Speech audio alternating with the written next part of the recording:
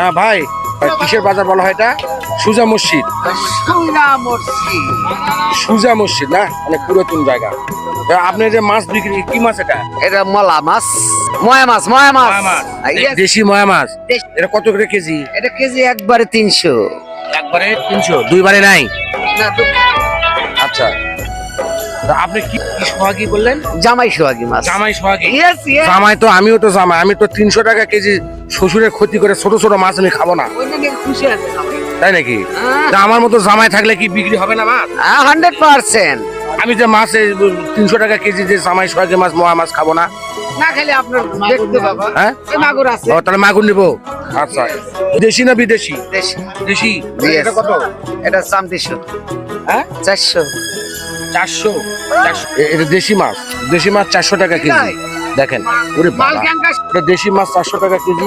মানুষ কিনতে আসছে। আর দেখেন এখানে একজন মাছ বিক্রেতা মানে দেশি মাছগুলো রাখছে। তবুও এই মাছগুলো বিলুপ্ত হয়ে গেছিল অবশ্য। মাঝে মধ্যেই কিন্তু পাওয়া যায়, এগুলো পাওয়া যায়। কিন্তু যদিও বা পাওয়া যায়, কিন্তু আমাদের দেখা যাচ্ছে যে শেষ পর্যন্ত দামের জন্যই বলা হচ্ছে যে শিয়াল নাকি বলেছিল যে আঙ্গুর ফল নাকি টক। তা ঠিক যেন তো আমাকে বলতে হচ্ছে যে মোয়া মাছ দাম বেশির কারণ আমাকে বলতে হচ্ছে মোয়া মাছ টক নাকি। তাছাড়া কি বলবো, কিনতে পাচ্ছি না, হাতে নাগালের বাহিরে আমরা কিনতে পাচ্ছি না। এই মুহূর্তে আমরা উপস্থিত আছি সুজা মসজিদে।